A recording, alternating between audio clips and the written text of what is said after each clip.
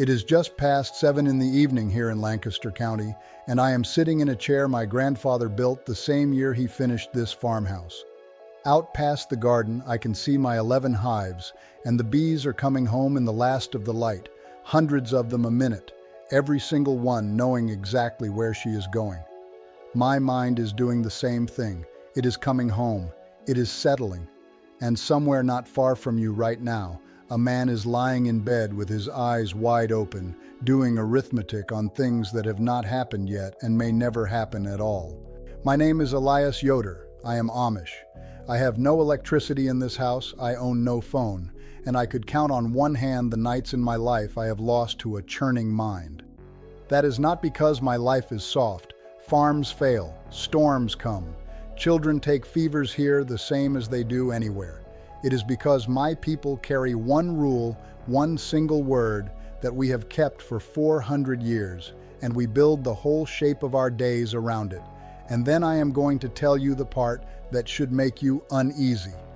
The learned folk have studied us. They came out to our settlements with their clipboards and their 7-point scales, and they put numbers on our contentment, and what they found surprised them. None of this was ever a secret.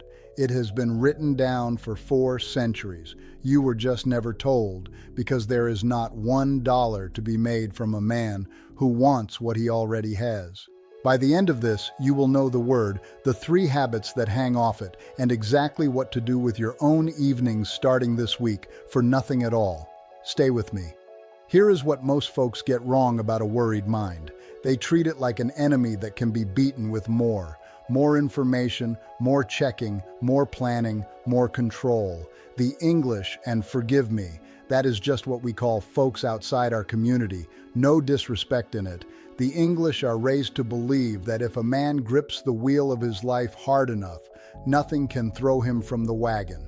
So when worry comes, they grip harder. They read more news to feel ready. They check the account again to feel safe. They run the conversation over a 10th time to feel certain, and every grip buys them about 4 minutes of relief and a longer night. We were raised on the opposite idea, and it lives in one word, Gelassenheit. Say it, Gelassenheit. Our scholars and the learned folk who study us translate it a few ways.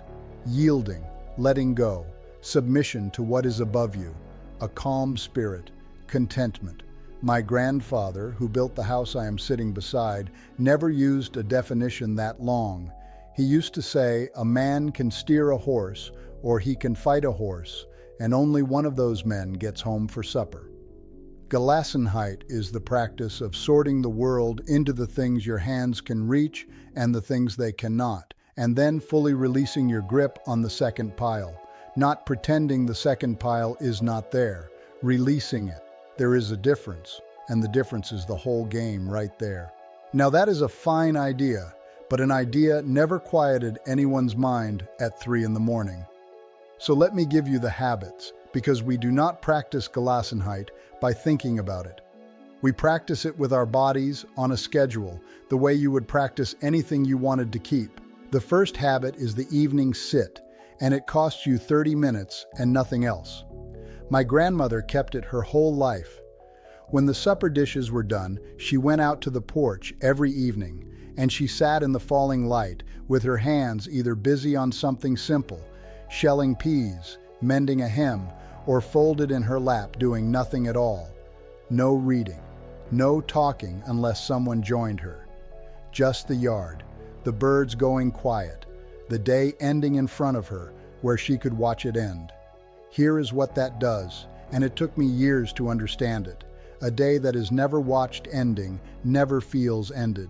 It follows you to bed still open, still running. The English end their days by pouring more day into their heads, lit screens, other people's troubles, the noise of the whole world, right up until the minute they expect sleep to come. We end the day by closing it like a gate. 30 minutes, outside if you can manage it, hands simple, eyes on something real. Start tonight. You will be restless the first 3 or 4 evenings. I will be honest with you, your mind will pace like a dog on a chain. By the second week, the dog lies down. The second habit comes from my grandfather, and he called it walking the line. Every Saturday of his life, he walked the whole boundary of this farm. Part of that was practical, checking fence and gate and ditch, but the longer part was a kind of sorting that he did on his feet. As he walked, he took each worry that had collected on him through the week and held it up to one plain question. Can my hands or my words do anything about this by next Saturday? If the answer was yes, he decided then and there what the doing would be, and it went on the week's work like any other chore. If the answer was no, he set it down at the fence line and left it there. He told me once that half the weight a man carries belongs to him, and the other half he picked up out of habit, the way you pick up a stone in your boot. The walk was how he emptied the boot. You can do this in any neighborhood on earth. One walk a week, no phone in your pocket, one question held up to every worry. Yours to act on, or not yours to carry. The acting kind gets a plan and a day. The other kind gets put down on purpose, out loud if it helps. It sounds too simple to work, and that is exactly why nobody ever sold it to you. The third habit is the gate question, and this one is the deep root of the whole thing. Folks think we reject machines because we fear them. We do not fear them. We interrogate them. Before anything new comes onto an Amish place, the community asks one question of it. What will this do to us? Not what can it do, what will it do to the family, to the table, to the quiet? Most of what unsettles the modern mind walked in the front door invited. One app, one subscription, one glowing rectangle at a time, and nobody ever asked it the question. So here is the practice. Once a month, pick one thing in your life, just one, and hold it to the gate question. Does this thing make me more content, or does it make me more hungry? If it feeds hunger, it goes for a month as a trial. One thing a month. In a year, you will have weighed 12 things, and I would wager good seed money that at least 5 of them never come back. Now, if you are still with me this far into an old man's talk, you are not a passing visitor. You are the kind of person who actually means to try this. So do something for me. When you have done your first week of evening sits or your first Saturday walk, come back and tell me how it went in the comments. What got set down at your fence line? I go through the comments, every one of them, and there is a whole community of households in there now, English households, doing this work right alongside mine.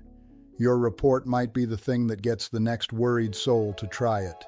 Now let me tell you about the clipboards, because I promised you the part that should sit uneasy with you. The learned folk have a name for what I have been describing. More than one name, in fact. When a man's wanting grows every time his having grows, so that he is never any closer to enough, they call that the hedonic treadmill. When a therapy teaches a person to stop wrestling thoughts they cannot control and put their effort into actions they can, they call it acceptance-based practice. And there are whole schools of it now. We just call it Gelassenheit. And we were burying our dead with that word on their stones before psychology was a profession. The engineers of the mind are not wrong. They are late. And I will give you the honest part too, because honesty is the only fertilizer trust grows in. There is a story that goes around the internet that researchers measured the Amish and found us exactly as satisfied with life as the 400 richest men in America. That story is not quite right.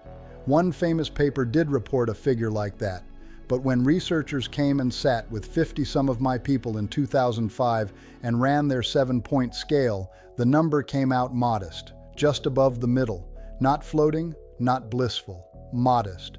And here is the thing the surprised researchers wrote down anyway. Our wants were small enough that ordinary life met them. That is the real finding, and it is better than bliss, because bliss cannot be practiced, and small wants can. I am not telling you a porch chair and a plain word will lift a heavy clinical burden off anyone, and I would never tell you such a thing.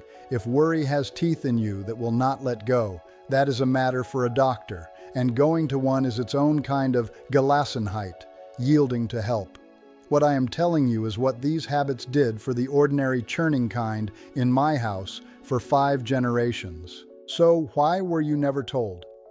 Not because of a villain in a back room. The truth is plainer and almost worse.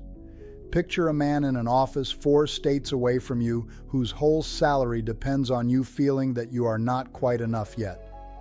Not miserable, mind you. Miserable people stop buying. Just hungry, just a little behind. Every advertisement you have ever seen is a small machine built to open a gap between what you have and what you want, and a contented man is a closed gap. There is no money in a closed gap. Nobody can sell you a monthly subscription to wanting what you already have. So the treadmill gets advertised and the porch does not, and a whole people forgot that the quiet mind was never for sale because it was never anyone's to sell. My great-great-grandfather Yoder crossed the ocean from the Palatinate in 1838 with a Bible and a chest of carpenter's tools, and the word came over with him, free then, free now. So let me put the whole system in your hands in one breath. Sort the world into what your hands can reach and what they cannot. Close each day by watching it end, 30 minutes on the porch, hands simple. Walk the line once a week and hold every worry to the one question, then act on yours and set down the rest. And once a month, put one thing to the gate question, content or hungry, and let the hungry makers go. This weekend, here is what I want you to do. Tonight after supper, take a chair outside and sit for 30 minutes with nothing in your hands brighter than a bowl of peas. Saturday morning, take the walk and take the question with you. Total cost, nothing at all, and the man in the office 4 states away does not make a cent off any of it. Do that for 3 weeks and then picture this, because it is coming. A Saturday evening, the light going soft, you in your chair with the day closing in front of you like a gate swinging shut on good hinges, and the arithmetic that used to find you at 3 in the morning has nothing left to count. The folks in my community already know this works. I am writing this for the folks outside it who were never told. And next time I want to tell you about the strangest rule of all, the one about hurry. My grandfather did everything slower than his neighbors and finished every season ahead of them. And there is one specific reason why, a thing he did every morning before breakfast that I have never once seen an Englishman do. The people who built this country with their hands knew things we are only just starting to remember.